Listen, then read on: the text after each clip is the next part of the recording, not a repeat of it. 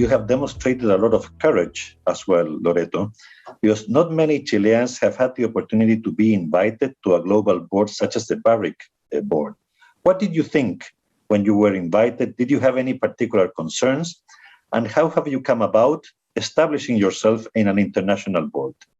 It wasn't easy. I took some courses in Harvard. I have been trying to learn as much as possible about mining. We are very committed with diversity and inclusion. And I think this is really important for companies today, because if you don't have diversity, I believe for a company it's going to be very hard, to understand their environments.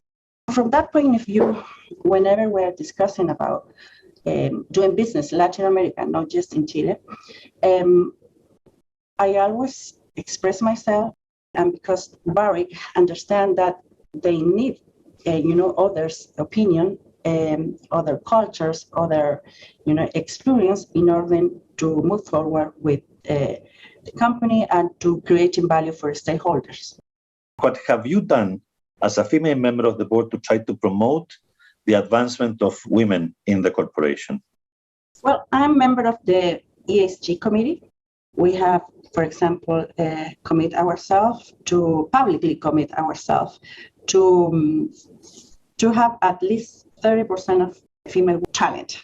And at the end, we have 50% of our high executive were women, and they were very, very talented, and they were very, very, prepared. So you have to do the things to take a step. The public sector in Chile has been, in fact, an interesting example of pushing for more diversity, both in cabinet appointments and also in appointments to state-owned companies. What can the private sector learn from that experience in Chile? First, they should follow the lead, because this is good.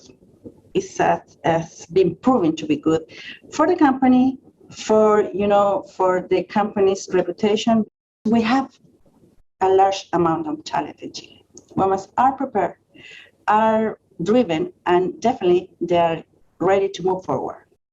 And in that context, do you believe we should have legally imposed quotas for the private sector?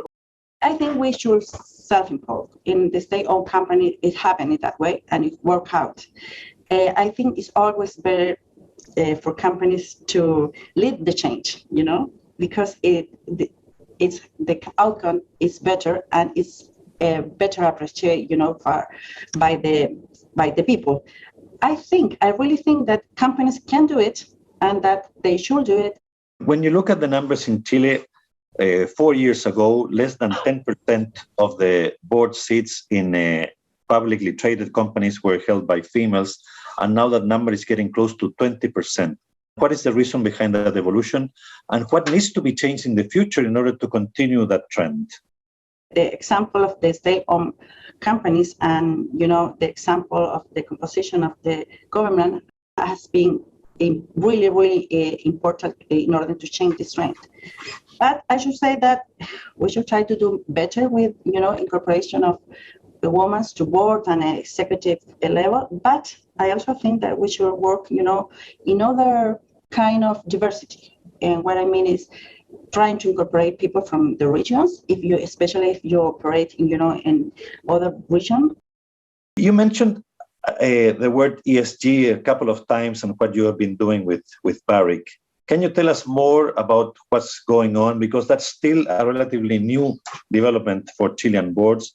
What role does the ESG priority should play?